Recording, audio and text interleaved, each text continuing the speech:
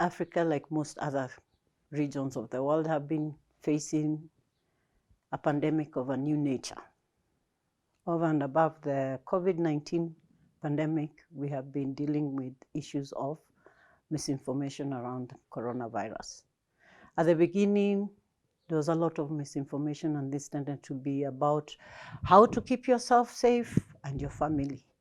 Thereafter, it morphed into something else. It became about clickbait, people who are being motivated to share wrong information, not because of anything, but because they wanted to make money and also to harvest data of people. So we saw a lot of job adverts, people being asked to apply for jobs in different parts of essentially being including WHO, job offers, fake job offers and stuff like that.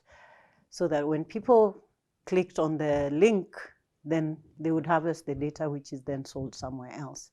Thereafter, it came conspiracy theories, where you had all manner of claims that were being made, whether it came from vaccines or whether it came from where this virus started, who is responsible, and all the rest of that again. In fact, one of the things that really struck us, especially in Kenya, involved a claim that was made about Oxford University coming up with a vaccine and that they were going to test it in Kenya. There was a lot of noise about that within the social media in Kenya, especially WhatsApp groups. Other things came up with the conspiracy theories that mentioned the BMGF and philanthropies and or organizations that were being mentioned as being responsible in some way or the other.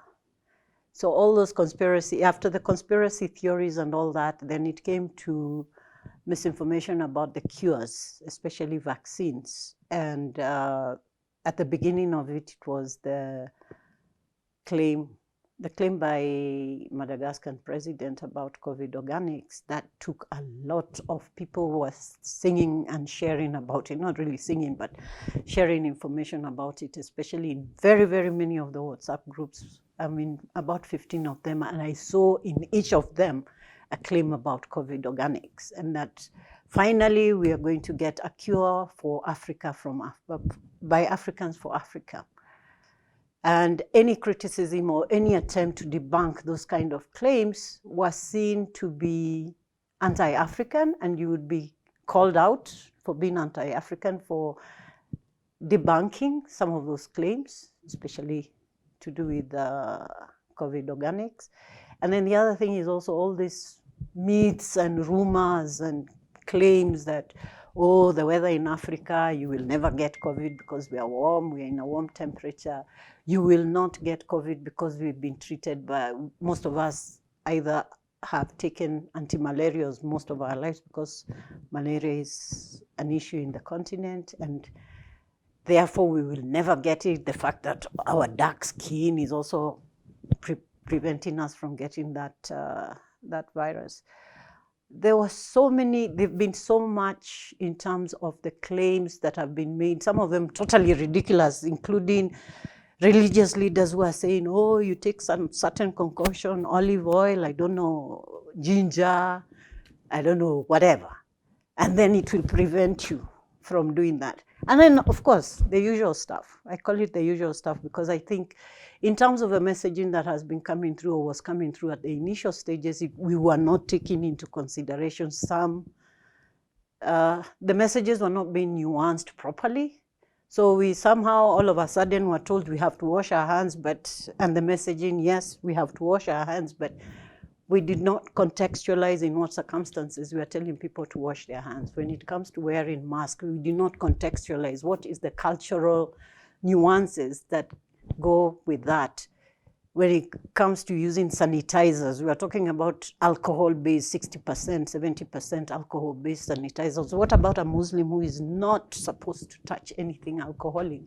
How did that messaging, we're not able to, we saw some pushback, especially when those kind of messaging was being shared without being contextualized. So a lot of that came from the fact that Very little information was known about the virus at the beginning. And then after that, because there was very little information or knowledge about it at the beginning, it gave rise to a lot of fake news, or not really fake news, I hate the word fake news, but it came up a lot of misinformation.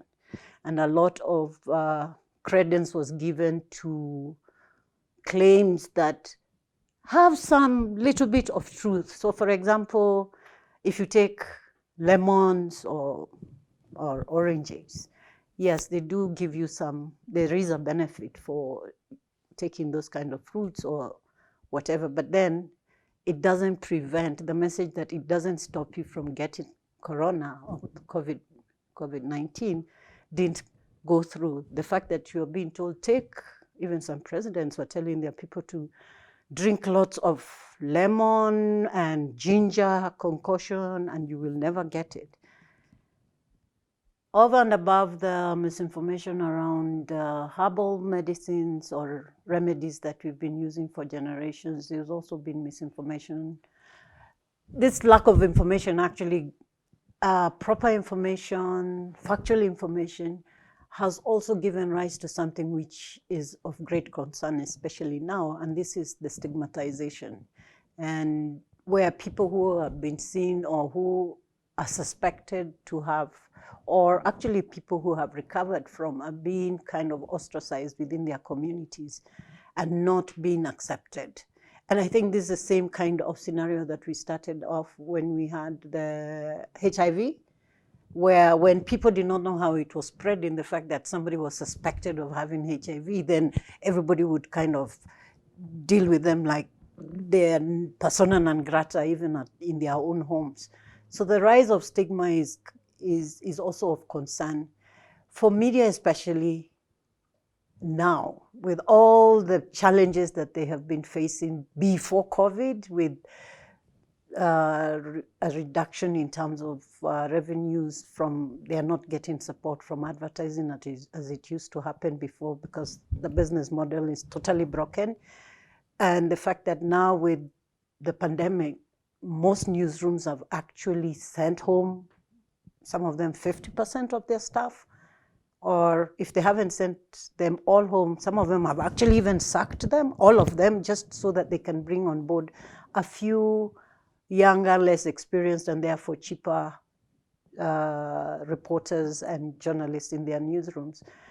What it means is that media is facing extreme challenges in terms of getting ahead of the misinformation. Because like they say, by the time the truth wears its boot, the lie has gone around maybe 8 times, around the world 8 times. So in a way, the media has found its position extremely not actually vulnerable because of its existence, but also the big challenge is how to get that information out there. But one of the things I found encouraging and inspiring, and also something that we need to take on board going forward, which this pandemic has shown, is how it's important for different professionals, people with different backgrounds, whether you're an epidemiologist, whether you're a doctor, whether you're a public policy maker, whatever it is, what this pandemic has shown that we all need each other if we need to be able to give our citizens or our audiences information that they can use, information that they can make informed decisions about. And therefore, some of the resistance that we've seen in governments to share information, especially, some of them have come down. Because at least now, you can call up an epidemiologist, a scientist, and he will be more likely talk to you about what it is that if it is to give information. Also, governments for the first time, maybe not the first time, but for many governments, actually getting into the practice of sharing information with their citizens, even if it's just about COVID. Hopefully going forward, this is something that will not end just post-COVID. Then the government goes back into the usual top secret, not for public consumption scenario. But there are also other dangers that we have seen that this particular pandemic has brought up, and this is where governments are using it to impose regulations or enact laws that are interfering with or have an impact on our civil liberties. And I don't think a lot of us, or actually not a lot of us but actually the public is taking on board some of these restrictions and the reality that governments might actually want to continue with them post-COVID. As it is right now, we are saying if it means keeping us all safe, then it's good. But I think it's good to have a healthy skepticism about government. And I think it's always good to be skeptical about government, especially when it comes to rights and obligations and taking away our responsibilities or actually our rights and infringing on our privacy and all the rest of it. I mean, that is a whole totally different conversation that needs to be had and had with the people who are not only in civil society interested in that, but also making sure that we engage with other bodies, or if you want to call them bodies or organizations. Even the telcos need to be part of this conversation, because at the end of the day, they are the ones who tend to have a lot of information about us, and they keep on sharing it or keeping it to themselves, or whatever reason it is. So that's a conversation that needs to be had. But one of the things I've also seen, which has been very, very inspiring, and I think this goes all the way down to you as an individual, is actually people being able to translate or to explain. Because it's not only the role of the media to do explainers, because yeah, media has got problems, reach, all the rest of it. But actually seeing, especially in WhatsApp group, people who are taking on that responsibility at that level. Because a lot of this misinformation has been spreading around in WhatsApp groups and other social whatever platforms.